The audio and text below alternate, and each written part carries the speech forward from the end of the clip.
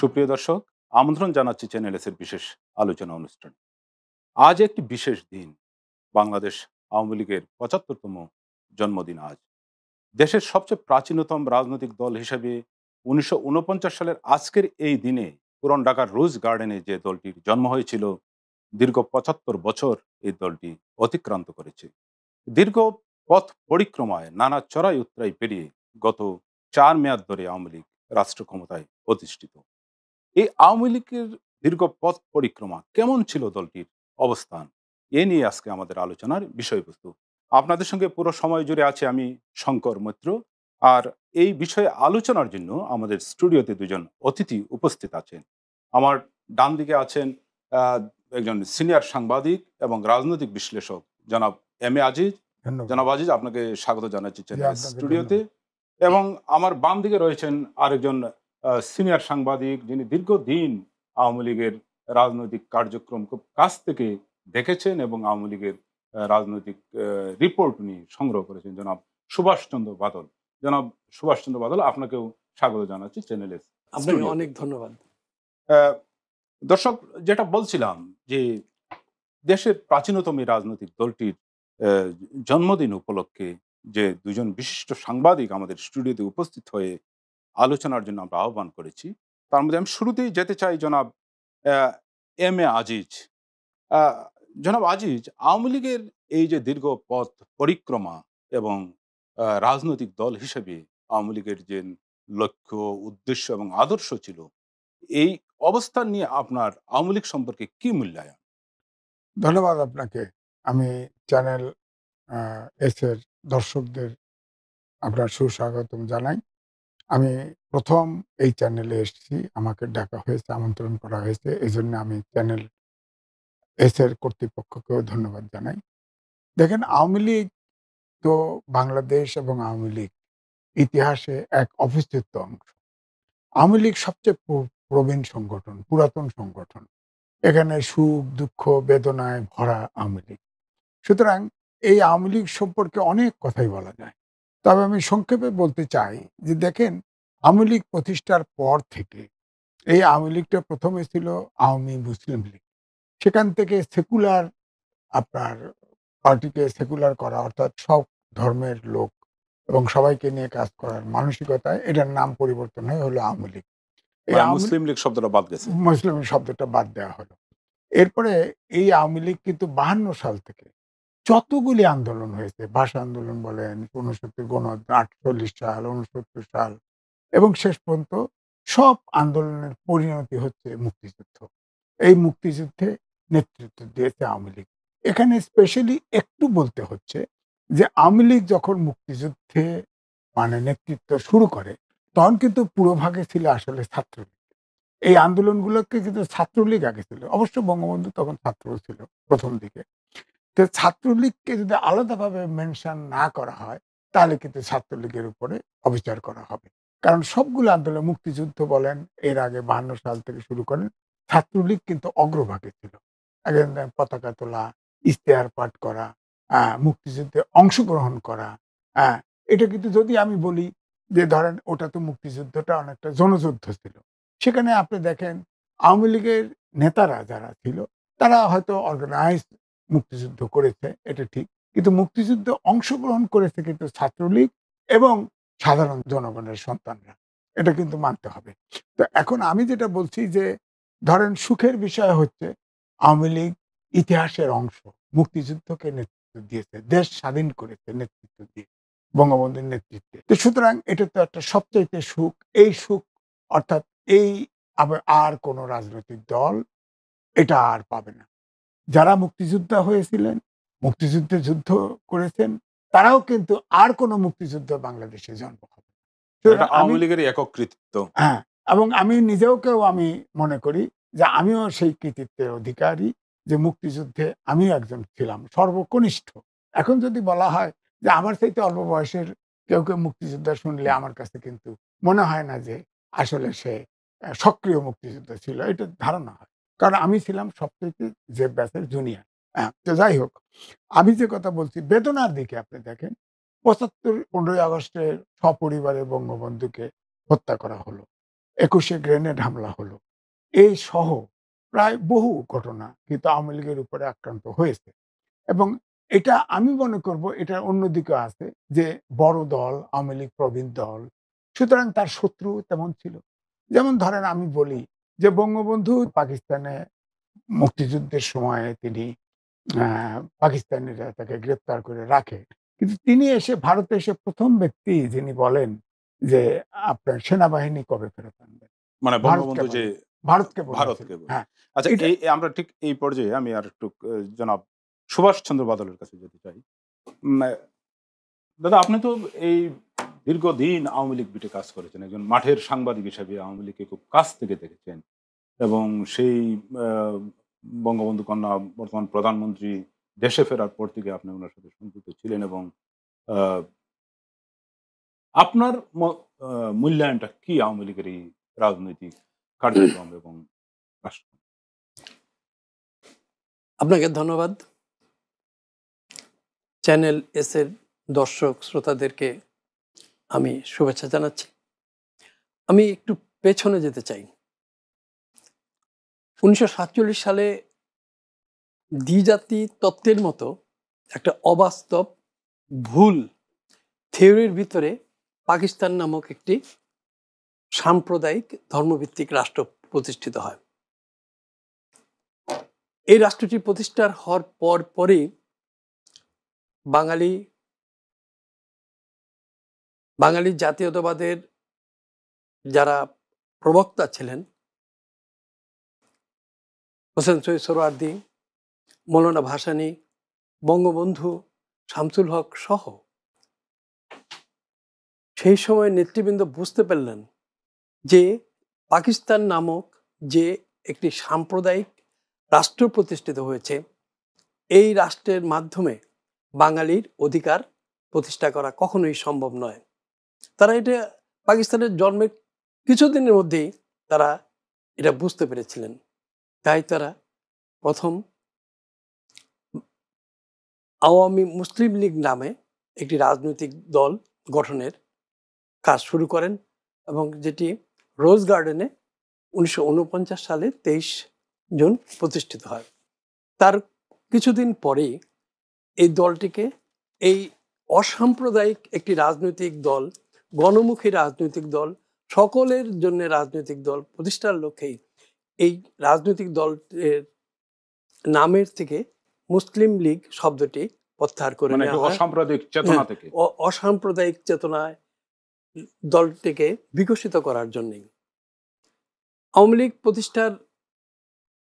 লীগ আজ এমন একটি রাজনৈতিক দলে পরিণত হয়েছে যে রাজনৈতিক দল আওয়ামী লীগ, বাংলাদেশ, বঙ্গবন্ধু শেখ মুজিবুর রহমান একে অপর পরিপূরক।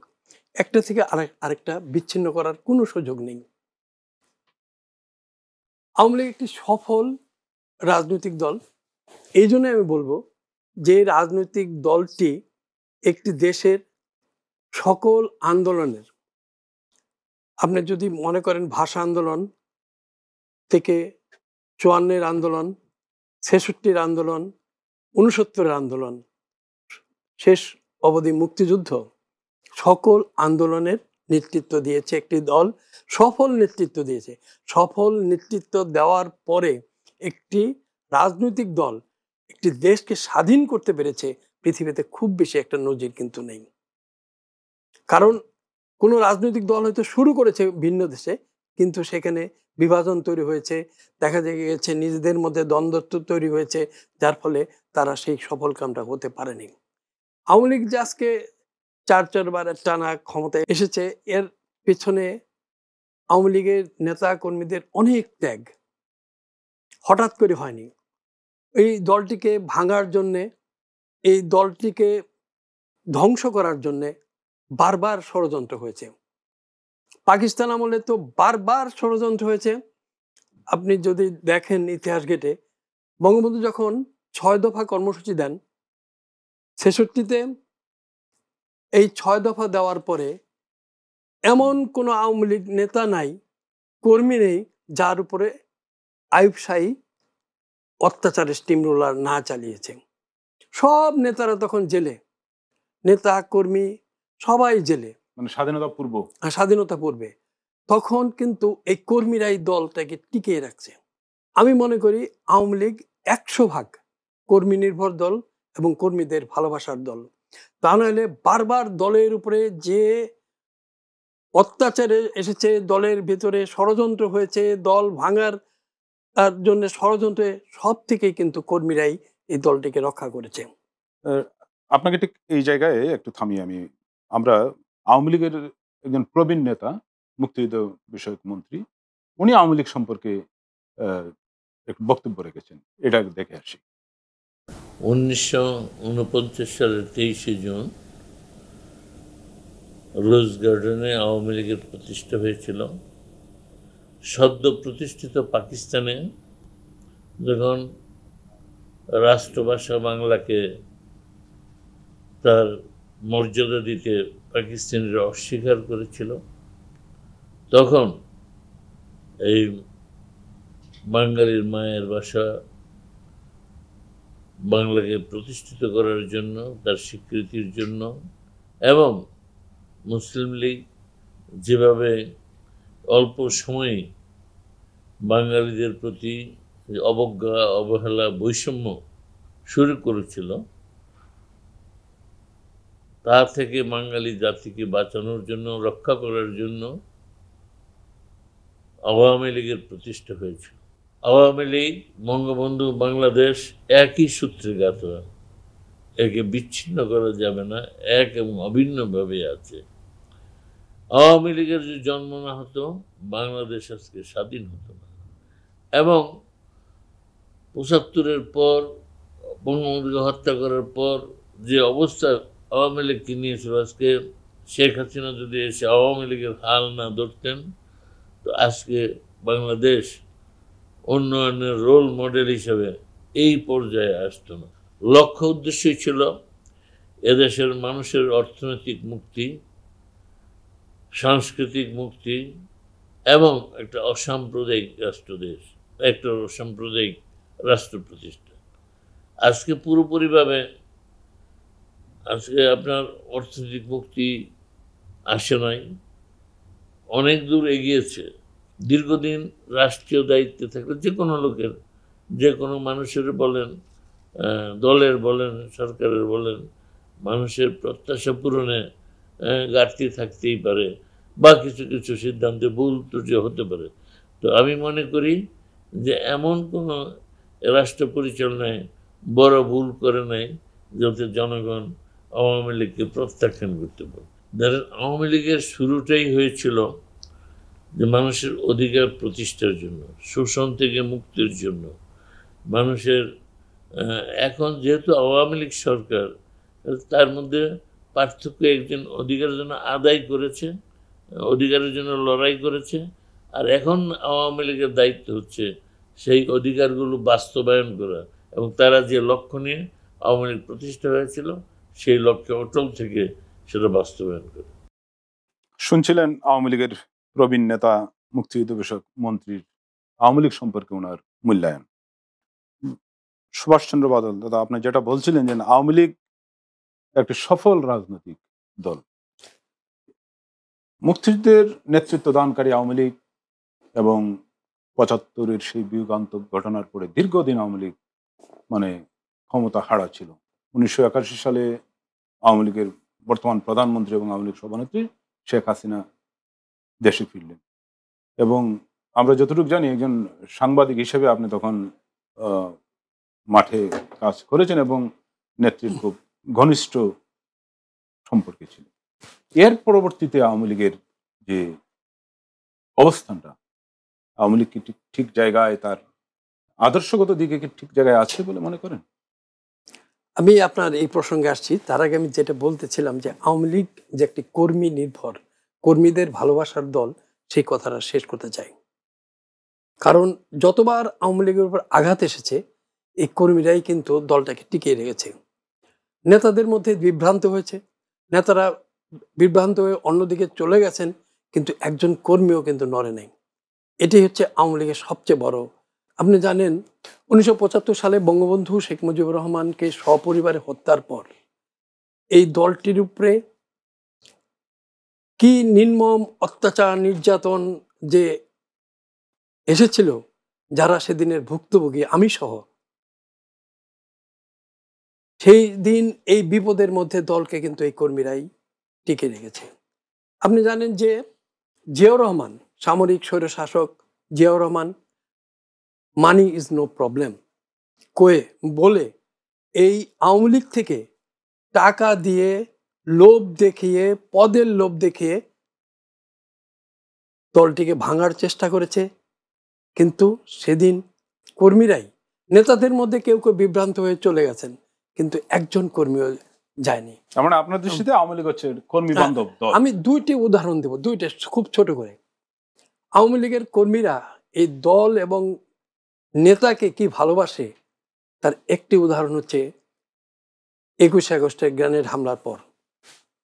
সেই গ্রেনেড হামলার পর আমরা যখন মানে লাশ আর লাশ আহত এদের এই বিভিন্ন হসপিটালে এটা পাঠানোর চেষ্টা করছিলাম, তখন দীর্ঘদিন যেহেতু আওয়ামী লীগ কাভার করেছে, কর্মীরাও চিনত, নামেই জানতো।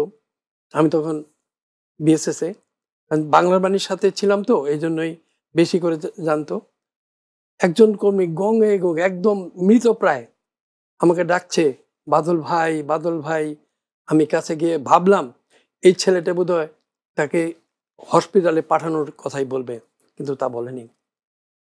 আমি অবাক হয়ে তাকিয়ে দিলাম, ছেলেটা আমাকে বলল, আমাদের নেত্রী কেমন আছেন।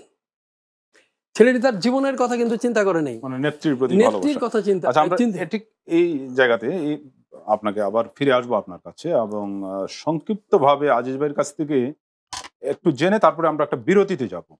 আজিজ ভাই, বাদলদা যেটা বলছিলেন যে আওয়ামী লীগ আসলে একটা কর্মী বান্ধব দল এবং দলের কর্মীরা দলের নেত্রীর জন্য জীবন উৎসর্গ করতেও তারা প্রস্তুত, এটা নিয়ে আপনি কি বলবেন?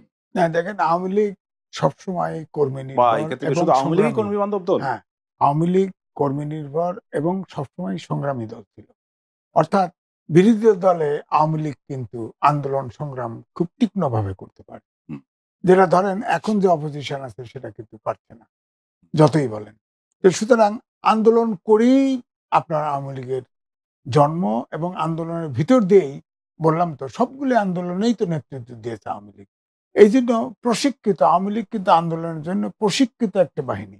হ্যাঁ, তো এই জন্যই বলবো যে আওয়ামী লীগের ধরেন স্বাধীনতা, বঙ্গবন্ধু পর্যন্ত আওয়ামী লীগ এবং তারপরের আওয়ামী লীগের কিন্তু বিরাট পার্থক্য আছে।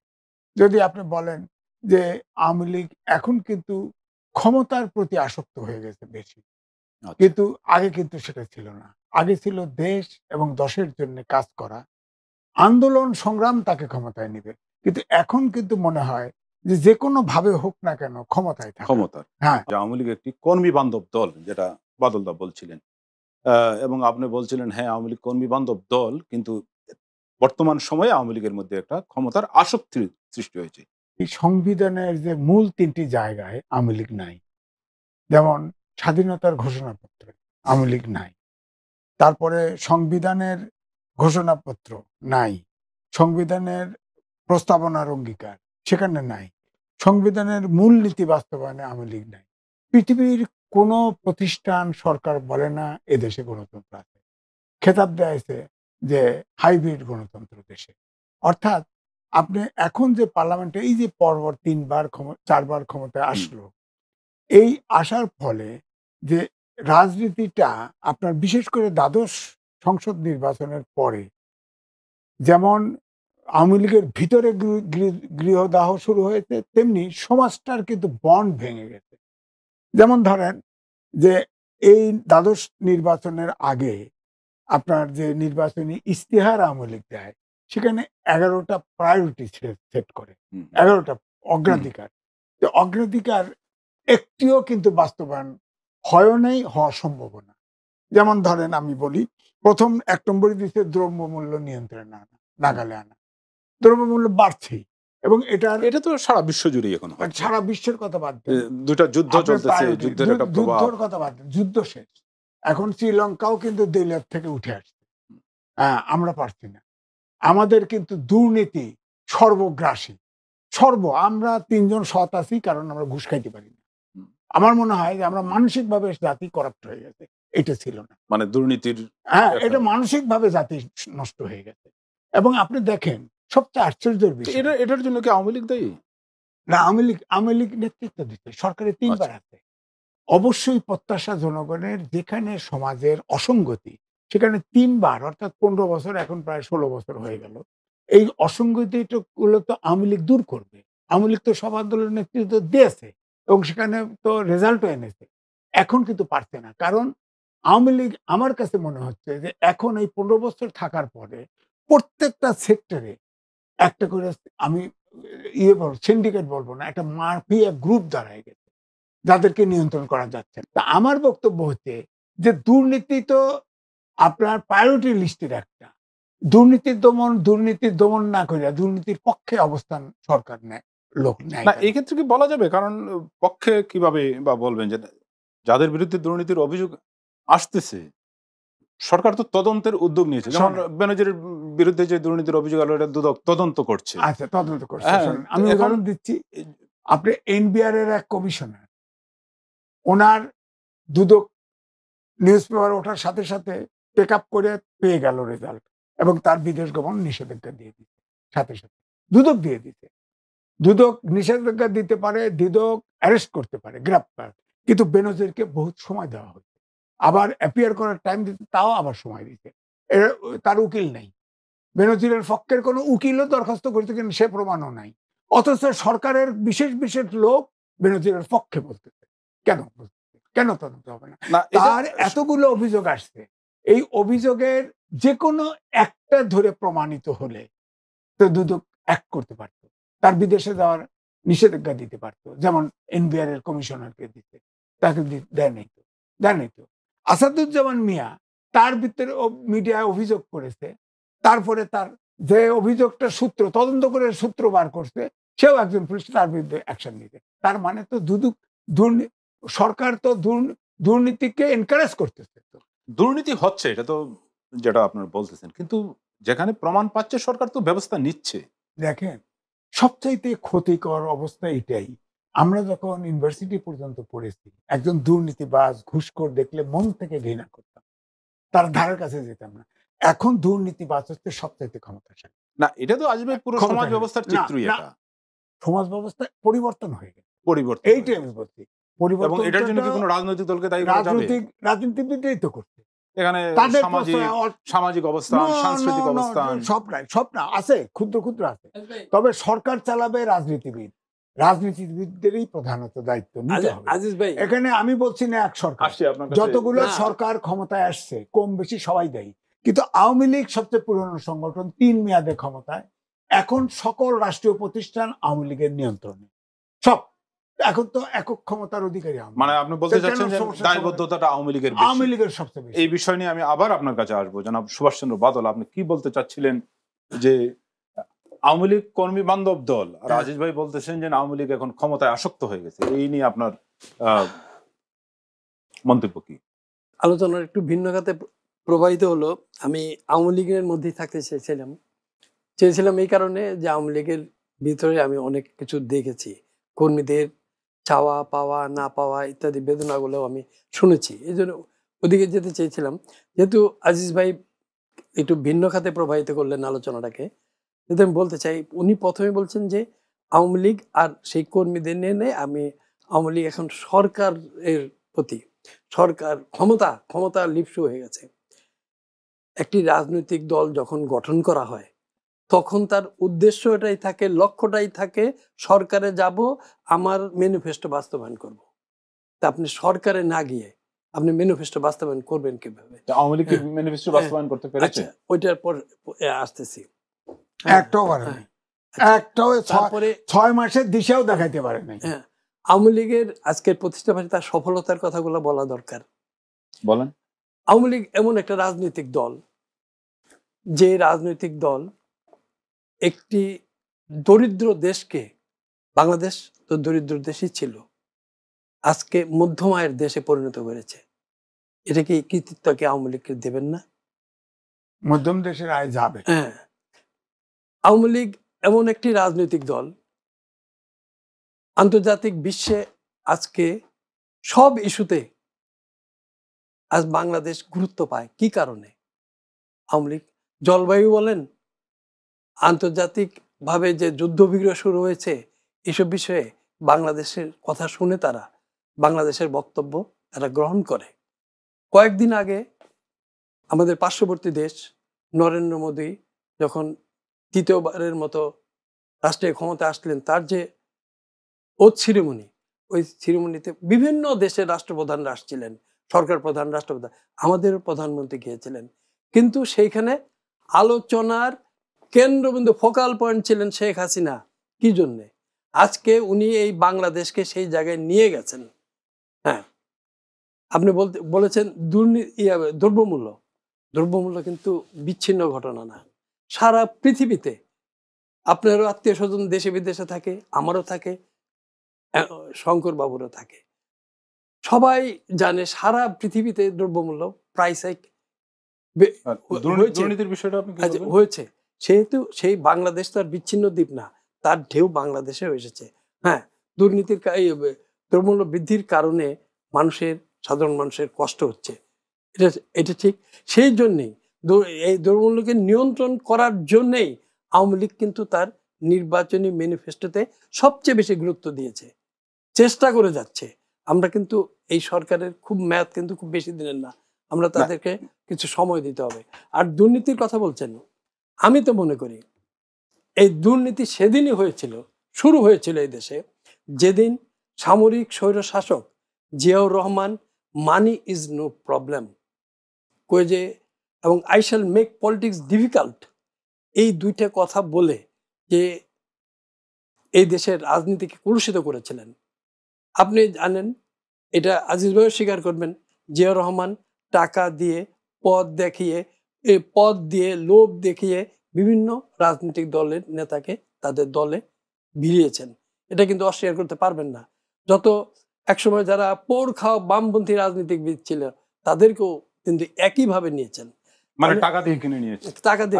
এখানে আমি আর একটু বিষয় নিয়ে আলোচনা করি। আমরা আসলে অতীতের কত ঘটনাই আমরা না, আমি এটা বলতে চাইছিলাম না, কারণ আজকে যেহেতু আওয়ামী লীগ নিয়ে থাকতে চাইছিলাম, আওয়ামী লীগ নিয়ে আলোচনা। আমি আরেকটা বিষয় আপনি দেখেন যে আওয়ামী লীগের যে আপনি বললেন যে কর্মী বান্ধব দল, কিন্তু এইসব কথাও মাঠে ময়দানে ঘুরে বেড়ায় যে আওয়ামী লীগের প্রকৃত কর্মীরা বঞ্চিত এবং হাইব্রিড আওয়ামী লীগের সৃষ্টি হয়েছে, যারা আসলে কোনোদিন আওয়ামী লীগের প্রতি যাদের কোনো ভালোবাসা ছিল না, আওয়ামী লীগের প্রতি যাদের কোনো দায়িত্ববোধ ছিল না, তারাই এখন বিভিন্ন পর্যায়ে চলে এসেছেন। এই অভিযোগটা আপনি কিভাবে খণ্ডন করবেন? আমি আওয়ামী লীগ কর্মী দল এই কথাটা বলেছে, আবার বারবারই একই কথা বলবো। আপনার প্রশ্নের জবাব দেওয়ার আগে আমি আরেকটা লাইন যুক্ত হই। আপনি যদি বিকেল বেলায় বা সন্ধ্যার সময় ধানমন্ডি ৩ নম্বর আওয়ামী লীগ সভানেত্রীর কার্যালয় এবং ২৩ বঙ্গবন্ধু আওয়ামী লীগ দেখবেন, কিছু লোক আছে প্রতিদিন আসে, ঝড় বৃষ্টি জলোচ্ছ্বাস যাই থাকুক, তারা আসে, তারা দলের কাছে কিছু চায়ও না, দলটাকে ভালোবাসে। প্রতিদিন অফিসের সামনে না আসলে তাদের ভালো লাগে না, তারা অনেক সময় দলের ওই অফিসের ভেতরেও ঢুকে না। আমি এগুলো নিজে দেখেছি। হয়তো দলের নেতারা আসলো, অনেক নেতারা আসলো, তারা একটা হাততালি দিল, এটাই তার আনন্দ। আপনি যে কথাটা বলেছেন সেই কথাটা সত্য। দুর্ভাগ্যজনক হলেও আওয়ামী লীগের পোর খাওয়া কর্মীরা আজকে কিন্তু তাদের ওই মূল্যায়নটা হচ্ছে না। কেন হচ্ছে না সে জবাব আওয়ামী লীগ দিতে পারবে, এটা নিয়ে তাদের মধ্যে যথেষ্ট কষ্ট আছে। আর দেখবেন এই যে দুর্নীতির কথা বলেন, ওই বলে, এগুলোর মধ্যে কিন্তু আওয়ামী লীগের নেতাকর্মী নাই। তাহলে তারা কারা? দেখেন, আপনি যে কয়টা নাম উনি উচ্চারণ করলেন, একজন আওয়ামী লীগ করে না। ট্যাক্সের কমিশনারের কি নাম উঠালেন, উনিও আওয়ামী লীগ করেন না, কিন্তু তাদের দায় দায়িত্বটা আজ আওয়ামী লীগের ঘাড়ে বর্তাচ্ছে। এটাই হচ্ছে সমস্যা। আর দুর্নীতির ব্যাপারে উনি যেটা বলছেন, হ্যাঁ, সরকার তো বলছে দুর্নীতির ব্যাপারে জিরো টলারেন্স। আসলে আমি একটু দুজনের কাছে একটু অনুরোধ জানাচ্ছি যে আমাদের এই পর্যায়ে আলোচনার যে বিষয়গুলো আমরা বুঝতে পারলাম, দেখ, আজিজ ভাই বলতেছেন যে আওয়ামী লীগ আসলে ক্ষমতা লিপ্সু, আর আপনি বলতেছেন যে আওয়ামী লীগ একটা কর্মী বান্ধব দল এবং আওয়ামী লীগ পোর খাওয়া কর্মীরা তারা এই দলের জন্য জীবন দিতেও প্রস্তুত। এখন আওয়ামী লীগের যে লক্ষ্য এবং উদ্দেশ্য, বিশেষ করে আমাদের মুক্তিযুদ্ধের যে 4 মূলনীতি বাস্তবায়নের যে কমিটমেন্ট আওয়ামী লীগের ছিল, সেটা থেকে আসলে আওয়ামী লীগ কতটুক দূরে এসেছে বা আদৌ কি আওয়ামী লীগ এই অবস্থানে টিকে আছে কিনা, এবং দুর্নীতি আম অথবা রাষ্ট্র পরিচালনায় আওয়ামী লীগের সফলতা ব্যর্থতা এ নিয়ে আসলে আমরা একজন শিক্ষাবিদ ডক্টর মিজানুর রহমান, যিনি জগন্নাথ বিশ্ববিদ্যালয়ের উপাচার্য ছিলেন, উনার একটা বক্তব্য আমরা পেয়েছি। একটু বক্তব্যটা আমরা শুনে আসি। আমি প্রথমে বলি আওয়ামী লীগের অর্জন। আমি এই ৭৫ বছর বয়সী যে বাংলাদেশ আওয়ামী লীগ যে সংগঠনটা, এটার সবচেয়ে বড় অর্জন হচ্ছে একটা স্বাধীন রাষ্ট্র তৈরি করা। খুব কম রাজনৈতিক দলের ভাগ্যে এটা জোটে যে একটা স্বাধীনতা যুদ্ধের নেতৃত্ব দেওয়া এবং শেষ পর্যন্ত একটা স্বাধীন রাষ্ট্র তৈরি করা। আমি মনে করি গত ৭৫ বছর আওয়ামী লীগের ইতিহাসে এটা শ্রেষ্ঠ অর্জন। জাতির জনক বঙ্গবন্ধুর নেতৃত্বে ১৯৭১ সালে মহান মুক্তিযুদ্ধের মাধ্যমে একটা আলাদা রাষ্ট্র, আধুনিক রাষ্ট্র, যেটা কখনো এই এলাকার মানুষ কোনোদিন চিন্তা করে নাই, সেরকম একটা রাষ্ট্রের মালিকানা আমাদেরকে দেয়া। আওয়ামী লীগ যে নীতি আদর্শ নিয়ে আওয়ামী লীগ প্রতিষ্ঠিত হয়েছিল আজ থেকে ৭৫ বছর আগে, সেই আওয়ামী লীগ আর এখনকার আওয়ামী লীগের মধ্যে কোনো বিচ্যুতি দেখেন কিনা। তা আমি বলবো হ্যাঁ, আমি নীতিগতভাবে আওয়ামী লীগ তখনও ধর্মনিরপেক্ষতা, একটা বাঙালি জাতীয়তাবাদ, একটা সাম্যভিত্তিক যেটাকে আমরা সমাজতান্ত্রিক অর্থব্যবস্থা বলি, সেটার একটা ভিন্ন রূপ, এবং আমাদের যে গণতান্ত্রিক চেতনা, এটাকে কিন্তু আওয়ামী লীগ কিন্তু কখনো ডিলিট করেনি। এই চেতনাগুলো তারা রেখে দিচ্ছে, এবং এত প্রতিকূলতার মধ্যেও বাংলাদেশ আওয়ামী লীগ সেই চর্চাটাই করে যাচ্ছে। আওয়ামী লীগ যে সকল চিন্তা চেতনা, যেটাকে আবার মুক্তিযুদ্ধের মূল্যবোধ এবং স্বাধীনতার চেতনা, সেগুলোকে এগিয়ে নেওয়ার জন্য, এগুলোকে প্রসারিত করার জন্য, সাম্যের বাংলাদেশ, মানবিক বাংলাদেশ, উন্নত বাংলাদেশ, এই বাংলাদেশ তৈরি করার জন্য আবার কিন্তু চেষ্টা শুরু করে, এবং সেই চেষ্টাটা এখনও করে যাচ্ছেন। একটা দেশ স্বাধীন হলো এবং স্বাধীন হওয়ার পরে এই দেশটা টিকবে কিনা, অর্থনৈতিকভাবে সাস্টেনেবল হবে কিনা, এটাকে বিভিন্ন উপাধি দেওয়া হয়েছিল, এটা তলাবিহীন ঝুরি ইত্যাদি ইত্যাদি। সেই দেশটা যে টিকে গেল এবং সেটা যে ভালোভাবে টিকে আছে, এবং এটা এখন বিশ্ব অর্থনীতিতে একটা বড় অর্থনীতি হিসাবে দাঁড়িয়ে যাচ্ছে, এটা অনেকের কাছে ঈর্ষণীয়। এবং এই যে বাংলাদেশকে একটা বাংলাদেশের অবস্থানে নিয়ে যাওয়ার যে কৃতিত্ব, সেটা কিন্তু এই জননেত্রী শেখ হাসিনার। এবং আমরা যে পারি, মানে আমাদের যে কেউ দাবায় রাখতে পারবে না, এবং আমরা যে উন্নত করতে পারি, উন্নতি আমাদের হতে পারে, আমাদের শিক্ষা, স্বাস্থ্য, অনেক জায়গাতে হয়তো আরও উন্নতি করার দরকার, কিন্তু আমরা যে অবস্থা ছিলাম তার থেকে আস্তে আস্তে যে আমরা এগিয়ে যাচ্ছি, এই যে এগিয়ে যাওয়ার যে ক্ষমতাটা আমাদের হলো, এটা এই যে মনোজগতের একটা পরিবর্তন, যে আমরাও পারবো, আমরা উন্নত হব, এই মনস্তাত্ত্বিক পরিবর্তনটা আমি মনে করি শেখ হাসিনার শ্রেষ্ঠ অবদান। আওয়ামী লীগের শক্তি হচ্ছে জনতার শক্তি এবং সাধারণ মানুষের যে এটার সাপোর্ট, এটা হচ্ছে আওয়ামী লীগের ভিত্তি, এবং সেটাকে ভরসা করতে হবে। কারণ আওয়ামী লীগ যে মানে সংগঠনটি, এই সংগঠনটি কিন্তু তৃণমূল পর্যায় পর্যন্ত একটা গ্রাসরুট লেভেলের সংগঠন। আদর্শগতভাবে, নীতিগতভাবে বঙ্গবন্ধুর আদর্শ এবং আমাদের সংবিধানের যে মূলনীতি, তার থেকে আওয়ামী লীগ বিচ্যুত হয়ে গেছে এটা আমি মনে করি না, এবং আওয়ামী লীগের থেকে বিচ্যুত হলে কিন্তু আওয়ামী লীগ টিকবে না। আওয়ামী লীগকে ওটা নিয়েই থাকতে হবে, আমাদের বাঙালিত্ব, আমাদের ধর্মনিরপেক্ষ চেতনা। আর জনাব আজিজ, শুনছিলেন ডক্টর মিজানুর রহমান এর আওয়ামী লীগ সম্পর্কে মূল্যায়ন। আপনি কি মনে করেন আওয়ামী লীগ তার আদর্শগত দিক দিয়ে ঠিক এই পর্যায়ে আছে?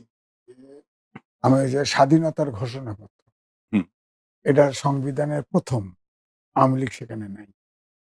আওয়ামী লীগ সংবিধানের প্রস্তাবনার অঙ্গীকার, আওয়ামী লীগ সেখানে নাই। মানে নাই মানে কি আওয়ামী লীগ সেই অবস্থানে নেই, অনুসরণ করে না, অনুসরণ করে না, বাস্তবায়ন করে না, সেটা মানে না। যেমন বলি যে ধরেন আপনার স্বাধীনতার ঘোষণা, সাম্য, মানবাধিকার এবং সামাজিক ন্যায় বিচার।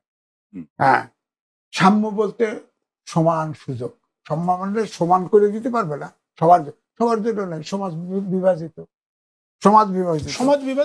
মানবাধিকার সবার জন্য এক নয়। কোর্টে গেলে আপনার মৃত ব্যক্তিরও সাজা হয়, আবার যদি সরকারি দলের কর্মী শোনে তাকে কেউ পুলিশও কিছু বলে না, কোর্টও কিছু বলে না। এই যে পার্থক্য। 2 হলো সামাজিক ন্যায় বিচার। সমাজের ন্যায় বিচার তো নাই এখন, নেই। আপনার ভাষা খাতির থাকলে আপনি খাতির করবেন, নাইলে নাই। আগে তো এই দেশটা ছিল না। আগের দেশ মানুষ ন্যায়, আগে তো আপনার মানুষ দরিদ্র ছিল। আমরাই তো দেখেছি স্যান্ডেলটা পায়ে দিত না, স্যান্ডেলটা নষ্ট হয়ে যেত, গেঞ্জিটা গায়ে দিত না, ঘাড়ে লাগতো। হ্যাঁ, সেই লোকগুলোর ভিতরে সততা ছিল, লোকগুলোর ভিতরে মমত্ববোধ ছিল, ভালোবাসা ছিল, দুঃখে আর একজনের পাশে দাঁড়াতো। আপনি আমাকে দিয়েই তো বলেন তো, আমি ডিউজের অফিস সেক্রেটারি ছিলাম, কক্সবাজারে ঘূর্ণিঝড় হয়ে তামা হয়ে গেছে, আমি ট্রাকে ধরে ডিউজের পক্ষ থেকে ঘূর্ণিঝড় দিয়ে আসছি, ত্রাণ দিয়ে আসছি। এখন কি সাংবাদিক কেন? শুধু সরকারি ছাড়া তো আর কেউ ত্রাণ দিতে যায় না।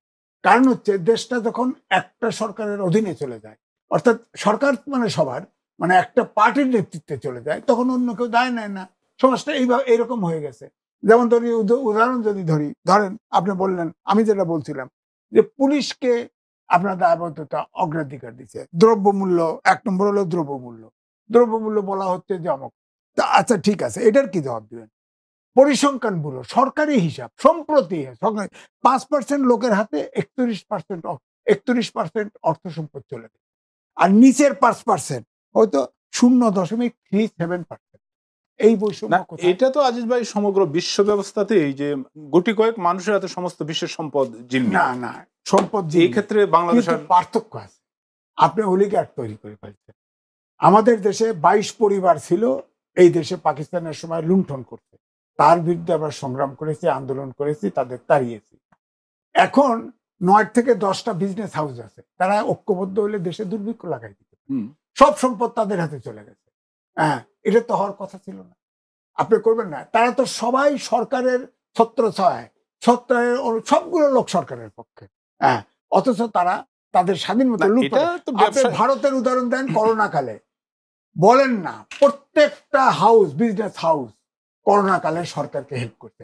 আমাদের একটা হাউস দেখান তো, হাউস যাদের মতো করোনা কালে ব্যবসা করতে। এটা হয়তো আমাদের দায়বদ্ধতার অভাব। হ্যাঁ, না, দায়বদ্ধতার অভাব না, অর্থাৎ এখানেই হচ্ছে যে সরকারের নিয়ন্ত্রণটা লুজ হয়ে গেছে। নিয়ন্ত্রণ আপনি এখন কেন বলে নাই? কেন সরকারি দলের সাধারণ সম্পাদক পুলিশের পক্ষে কথা বলে? যেখানে একটা লোকের তদন্ত মানে তদন্ত করে যে ইনফরমেশন দিচ্ছে, আমি মিডিয়া ইনফরমেশন সংগ্রহ করছে, পাইছে, তার শাস্তি দিল। তার মানে তো তুমি ব্যাপারটা এটাই। এবং যে আর দুর্নীতির বিরুদ্ধে কথা বলা যাবে না, আমরা তো বলবোই না, তোমরাও বলো না, মিডিয়াও বলো না, ব্যাপারটা এরকম হয়ে গেল। তো আমার কথা তো দুর্নীতিতে 0 টলারেন্স সব সময় বলছে। দুর্নীতিবাজরা কেন গভর্নমেন্টের ভিতরে প্রশ্রয় পায়? প্রসঙ্গটাই যেটা বাদলদার কাছে জানতে চাচ্ছিলাম, যে হাইব্রিড আওয়ামী লীগ, যারা যে কর্মী দলের জন্য আজীবন কাজ করে আসতেছে, তার কোনো মূল্যায়ন নেই, কিন্তু হঠাৎ করে বুইফোর কোনো নেতা আওয়ামী লীগের এসে সুযোগ সুবিধা পেয়ে এই ধরনের লোক সৃষ্টি হচ্ছে, এটা আপনি কি অস্বীকার করবেন? না, অস্বীকার করতে করার কিছুই নেই। কারণ এখন পার্লামেন্টে 65% হলো বিজনেসম্যান। এখানে রাজনীতিক কয়জন আছে? এটা শুধু বাংলাদেশ না, ইন্ডিয়ার পার্লামেন্টে একই অবস্থা। তো পুঁজিবাদী অর্থনীতিতে বা ফ্রি ইকোনমিতে, রাজনীতিতে এই ঘটনাগুলো ঘটবেই। আপনি ইচ্ছা করলে কিন্তু পারবেন না। যার টাকা আছে, কিন্তু সেটা কি আওয়ামী লীগের মতো একটা প্রাচীন রাজনৈতিক দলের টাকা কাছে আছে, প্রত্যাশা করা জনবল যায়? আছে, অর্থবল আছে, সে রাজনীতিতে দলে অবস্থান করে নিচ্ছে। হ্যাঁ, এটা আওয়ামী লীগ ওইভাবে কিন্তু ঠেকাইতে পারে নাই। কারণ আমি দেখেছি যারা এক সময়ে আওয়ামী লীগের ঝান্ডা ধরে থাকতো, কেউ না, তারা আজকে বিচ্ছিন্ন হয়ে পড়েছে বা তারা দূরে দাঁড়িয়ে থাকে। হঠাৎ করে একজন বিজনেসম্যান বলেন বা অবসরপ্রাপ্ত আমলা, এরা দলের হাল ধরতেছে বা দলের নেতৃত্ব নিচ্ছে। এ নিয়ে দলের নেতাকর্মীদের মধ্যে প্রচন্ড ক্ষোভ যেমন আছে, তেমন নেতাদেরও ভুল ভ্রান্তির কারণে যারা নতুন করে আসতেছে তাদেরকে স্বাগত জানানোর কিন্তু লোকের অভাব হচ্ছে না। এটা এতে কি মনে করেন না যে আওয়ামী লীগের মতো একটা আদর্শিক রাজনৈতিক দলের এটা একটা অধপতন? আমি ঠিক দলের যে ম্যানিফেস্টো বলেন বা দলের যে গঠনতন্ত্র, সেইখান থেকে আওয়ামী লীগ এগিয়ে এই কারণেই কিছুটা দূরে সরে আসতে হয়েছে। কারণ আপনি দেখেন যে আজকে আওয়ামী লীগের মতো দল, যার এত সফলতা, একটা দেশের নেতৃত্ব, যুদ্ধের নেতৃত্ব দিয়ে স্বাধীন করা, একটা দেশের অর্থনীতিকে দাঁড় করাই দেওয়া, একটা পৃথিবীতে উন্নয়নের রোল মডেল হিসেবে পরিচিত করা, তারপরে পদ্মা সেতুর মতো ওই কি বলে স্থাপত্য তৈরি করা, নিজের অর্থায়নে অনেক বড় বড় কাজ করতেছে। না, কিন্তু এটা আমি একটু দলের আপনার কাছ থেকে অভ্যন্তরে, হ্যাঁ, দলের অভ্যন্তরে এই যে ঘটনাগুলো ঘটছে, এই নিয়ে দেশের মানুষের সাথে আমিও একমত, কর্মীদের সাথেও একমত। কর্মীদের মনে যথেষ্ট ক্ষোভ আছে, যথেষ্ট ক্ষোভ আছে। এটাকে অস্বীকার করা ধন্যবাদ যাবে না। জনাব সুভাষ চন্দ্র বাদলদা। আজিজ ভাই, আপনার দিয়ে আমি আসলে অনুষ্ঠানটা শেষ করতে চাচ্ছি। এই যে যে প্রসঙ্গটা বললেন বাদলদা, যে কর্মীদের মধ্যে খুব আছে, প্রকৃত কর্মীরা বঞ্চিত এবং হাইব্রিড আওয়ামী লীগ বলতে যেটা, এটাও মানে এই যে ক্ষমতায় আসক্ত, আপনি কি তাই মনে করেন? না, দেখেন, এই জায়গায় তো প্রশ্ন। আওয়ামী লীগ সবচেয়ে প্রবীণ সংগঠন এবং 52 সাল থেকে সবগুলো আন্দোলনে, স্বাধীনতা সংগ্রামগুলো পর্যন্ত নেতৃত্ব দিল।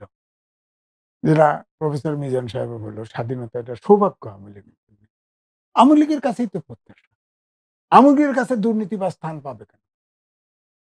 আজকে যে সাধারণ সম্পাদক যে এই অবস্থানটা করলো, মিডিয়াকে দায়ী করলো, কেন? দুর্নীতিবাজ ধরাই দিলে মিডিয়াকে প্রশংসা করা উচিত।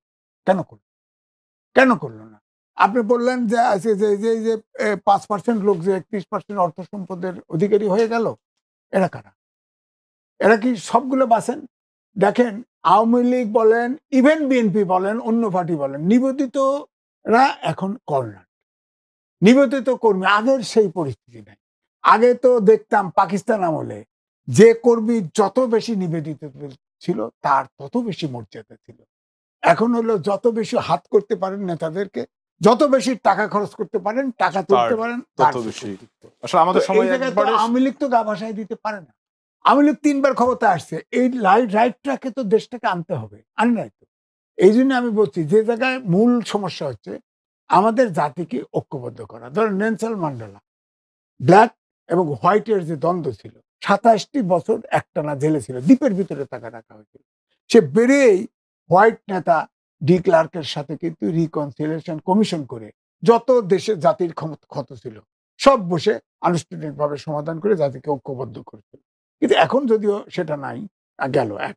2 হচ্ছে, ধরেন এই ভারতে, দাদা ভালো জানবে, দিল্লির লাল কেল্লায় এখনো ভারতের স্বাধীনতা সংগ্রামে যারা অবদান রেখেছে তাদেরকে স্মরণ করা হয়। বাংলাদেশে এখন শুধু আওয়ামী লীগ করলে মুক্তিযোদ্ধা, বাইরে হলে মুক্তিযোদ্ধা নেই। আজিজ ভাই, আমি আমার কথা হচ্ছে যে জাতিকে ঐক্যবদ্ধ করার চেষ্টা করা, অন্তত পক্ষে জাতীয় ইস্যুতে পুরো জাতি একসুরে কথা বলবে। এই জায়গায় জাতিকে যতক্ষণ পর্যন্ত না আনবেন, ততক্ষণ পর্যন্ত এইভাবে থার্ড পারসন খেয়ে যাবে। জাতীয় ইস্যুতে সব রাজনৈতিক দল ঐক্যবদ্ধভাবে কথা বলবে। আমরা এটা বিভিন্ন যে পার্শ্ববর্তী দেশ, বিভিন্ন দেশে যেগুলো দেখি, তো আমাদের এখানে এটা হচ্ছে না, এবং এর দায়িত্ব আওয়ামী লীগের না, এবং সেটা শুধু আওয়ামী লীগের উপর চাপাবেন কেন? না, আওয়ামী লীগ তো আরো তো রাজনৈতিক দল আওয়ামী লীগ রয়েছে, তো তারাও তো আওয়ামী লীগ তো চেষ্টা করে নাই। আমি বলছি তো আওয়ামী লীগের দায় বেশি, অবশ্যই চেষ্টা, ইনিশিয়েটিভ তো নাই। এই যে সেকেন্ড প্রায়োরিটি আছে যে কর্মযোগী শিক্ষা ও যুবকদের কর্মসংস্থান নিশ্চিত করা। আপনি বলেন কোন ফরেন ইনভেস্টমেন্ট, লোকাল ইনভেস্টমেন্ট আছে? নাই। চতুর্থ শিল্প বিপ্লবের যুগে সেটা হলো অটোমেশনের যুগ।